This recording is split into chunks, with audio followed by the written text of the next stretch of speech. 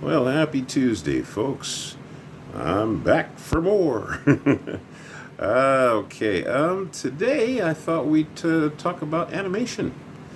Some of you probably do work in animation. At least I would imagine a good number of folks today, young folks who are getting into the business, are interested in being animators. Being an animator was one of the first jobs I had when I came out here in 1977. I worked at Ralph Bakshi Studios. It was my very first job, and I was an animator on the Lord of the Rings animated feature film that was being made at the time. I eventually went on to work at Disney Studios, and I was an animation artist on the Fox and the Hound. And Disney was where I actually got my basic training as an animator, and got started to learn the ropes. Back in those days, of course, there wasn't any social media like there is today. One of the beautiful things about the time that I grew up in was that a lot of the older animators were very kind in that they would share what they knew. At the time that I was at Disney, quite a few of the nine old men who you hear about all the time were still alive and still working. A lot of them had retired. But there were ones that were still around, and they were still giving great advice, and we would get to meet them and talk to them, and it was awesome.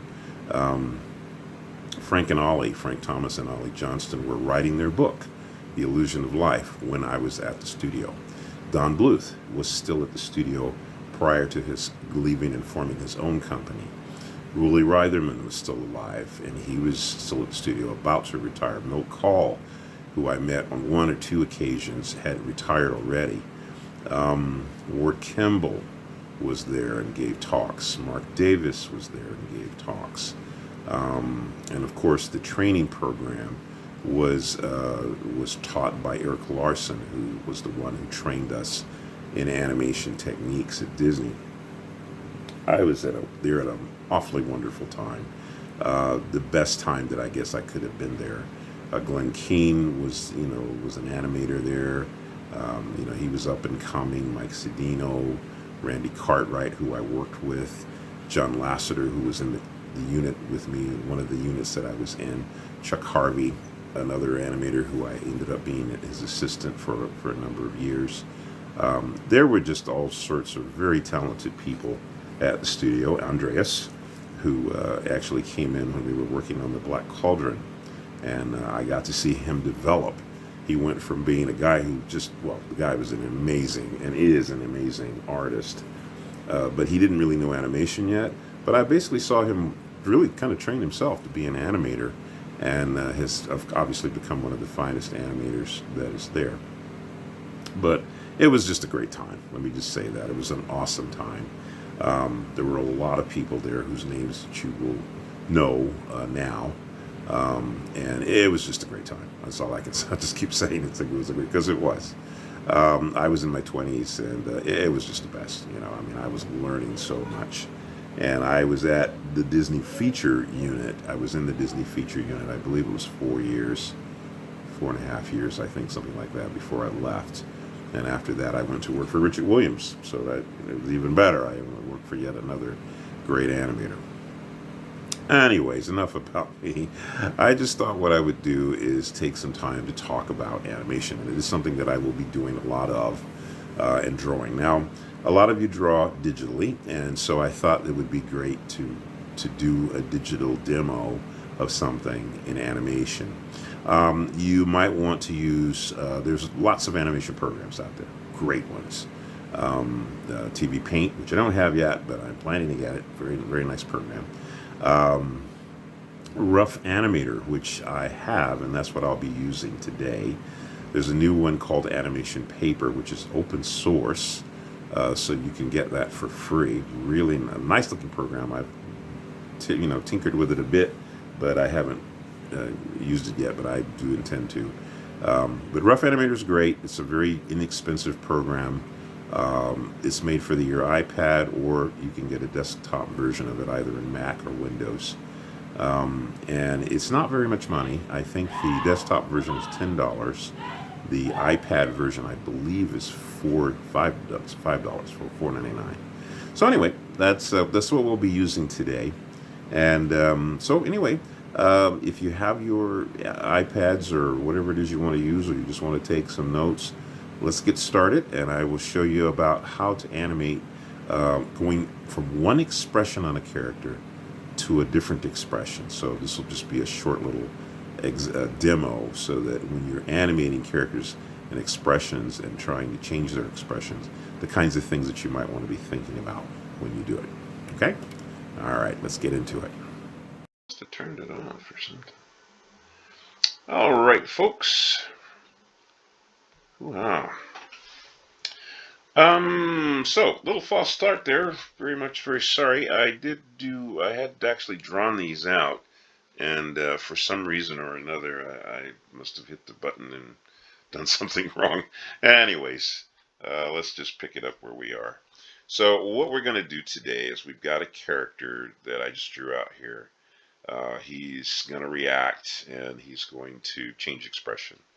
So I've already got some poses that I had done here, and actually I had done them thinking that I was recording it, and for some reason I guess it stopped somewhere before I wanted it to. So anyways, the idea is that he's going to go from this position here. He jumps, so he reacts and sees something over here, and I had the hair fall down on his head, which I thought was kind of fun. When I was doing this, actually, I was recording it, and it kind of occurred to me that that might be a funny thing to do. Uh, so the idea here is to show a change of expression and show you how to kind of navigate that. So the first thing that you do is you start out with your character in one position with one attitude, and then you immediately go to the very next drawing, which is going to be your expression change, what's your greatest expression change. In this case, he's surprised, and I thought it would be funny to have his hair fly off the top of his head. Then we know he has a hairpiece on. And then I thought, oh, that's kind of funny that we could have it land and start to slide down on his face. All right, so already you've got a few poses here, and I have the onion skin on, so that's why you're able to kind of slightly see through each drawing. And I put this on, this is on 8s. There's no formula here. What I do when I start out animating, I just start out doing things on 8s or 10s or 6s or whatever. Reason being is I want to be able to flip this and just kind of see it. So like if I play this now, you'll see it, it just pops over there and boom, boom. And it's good to remind yourself by flipping back and forth. This is something that animators do constantly. We're constantly doing this sort of thing where we're moving, we're looking at our animation, flipping in the loop, so that we can remind ourselves of what it is we're doing, how we're going from one pose to the next. All right. So now that I've kind of got that going in a direction, so now what you want to do is you want to say, well, how do I get from here to here? All right. All right. So the first thing that you want to do is you're going to add another drawing in between. And up here in Rough Animator, you add a drawing.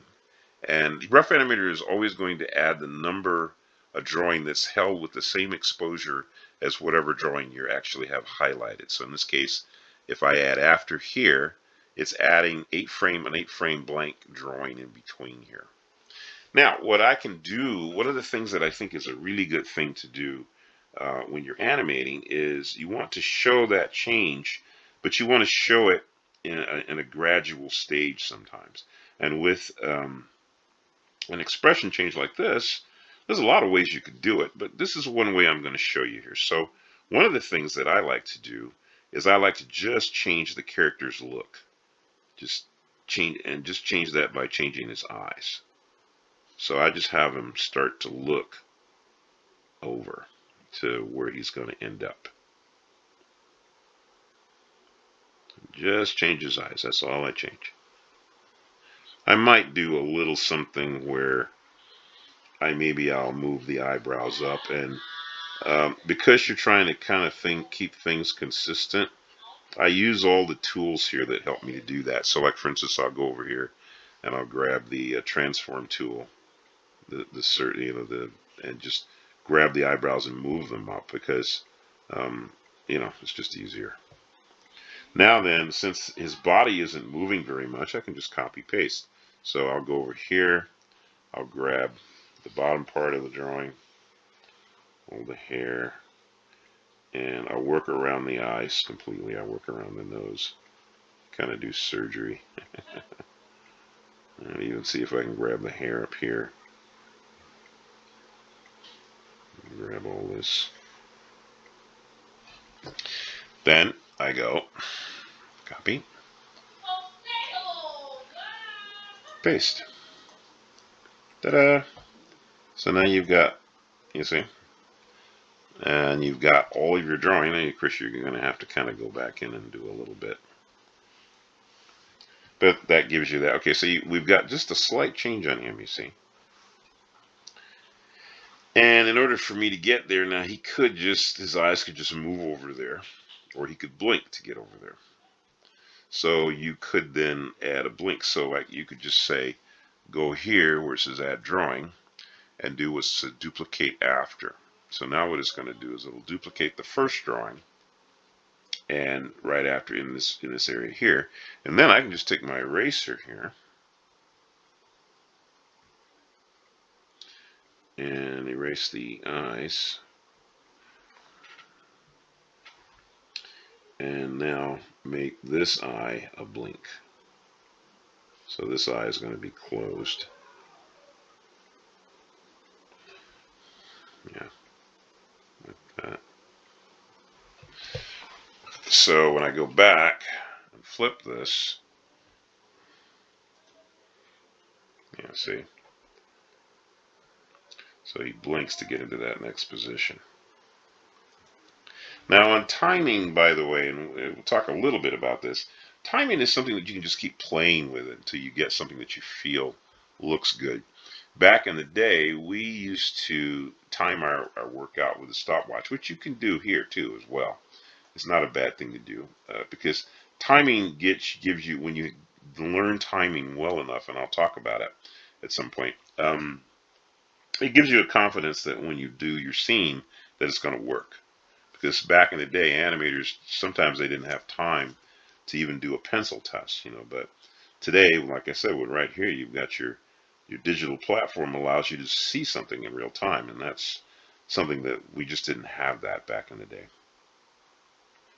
All right, so anyway, he starts to look this way, and then he reacts. Now, I'd say once you get him here, you might want to intensify the expression. So let's do we'll duplicate this again. But this time, I'm going to make the eyes react to kind of get him closer to where he's going to end up. So what I'm going to do here, I'm going to have his eyebrows go up a little higher. I'm going to have his eyes get bigger. I'll show you what I mean. So I want to have his eyes like he's anticipating what he's about to see or how he's about to react. So his eyes get bigger as he focuses on whatever it is that's making him react. That's over on the right side of the screen. His eyebrows would go up a bit more, like so. And I could just draw those up higher. And that can be kind of funny in and of itself because it's like it makes the audience wonder, gee, what is he looking at? What is he seeing? Where's my cursor here?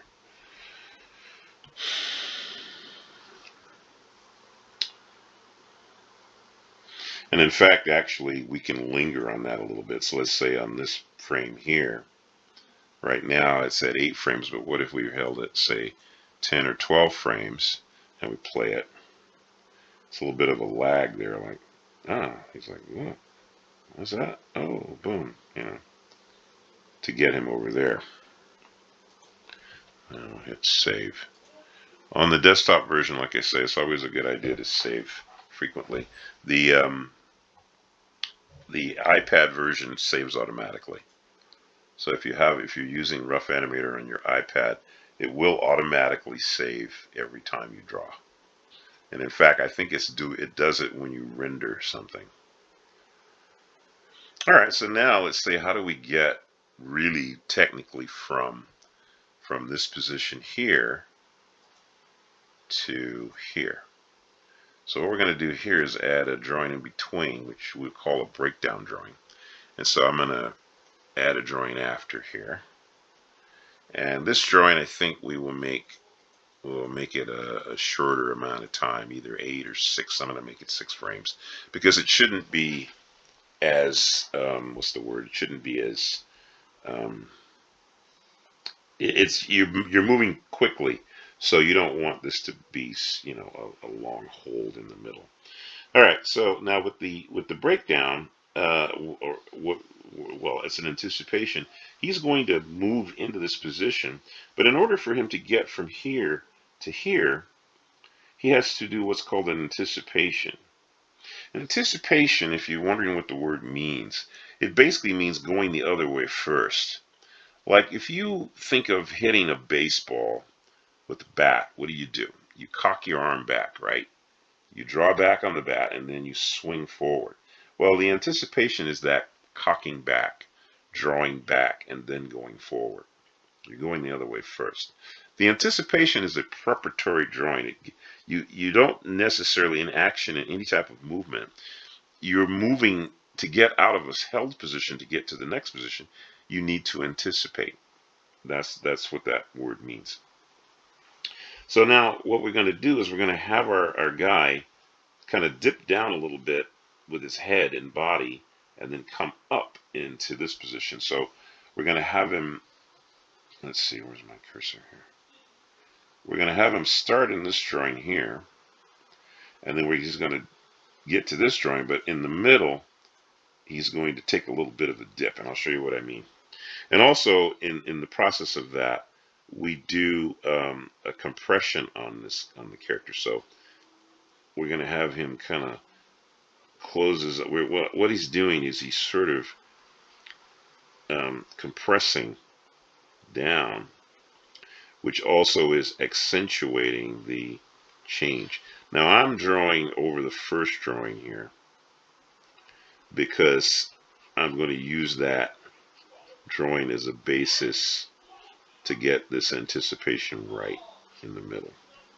And I'll explain why I'm doing what I'm doing here. You say, well, why are you making him look kind of angry here? You'll see here in a minute.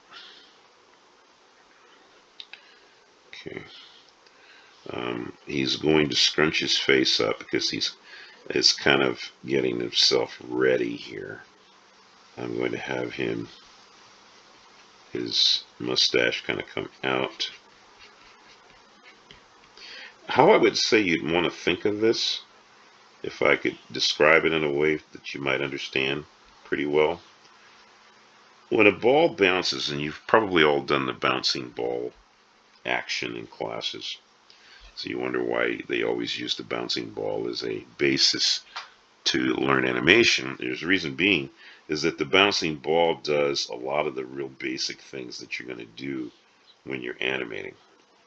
It utilizes all the principles of animation, squash and stretch, and anticipation. So when a ball hits the ground, it flattens out, and that flattening out process is an anticipation kind of drawing, or it's a changing of the volume.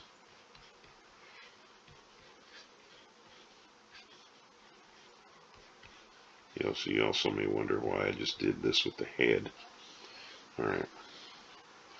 All right, so I'm creating something here, and I'll show you what I'm doing here in a minute. Let's see, where's my cursor?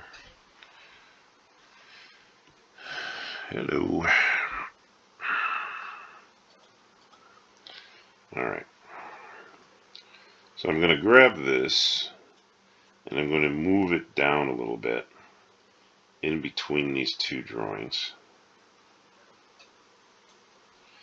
I'm also going to slightly tilt it, and I'm also going to make this slightly bigger because he's going to be going from the first position into his next position. Now, what I need to do here is as he does this, he's kind of leaning into this next position. So I'm going to have his shoulders kind of come up, which will,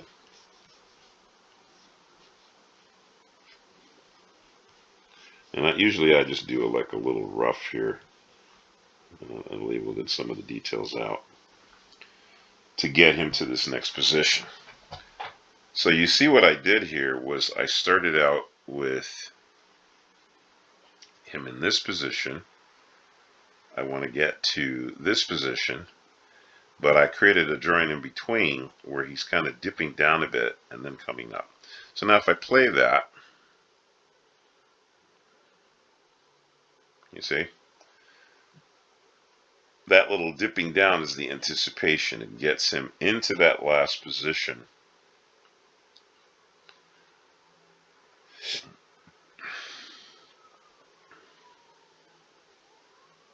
That's how he gets into that last position.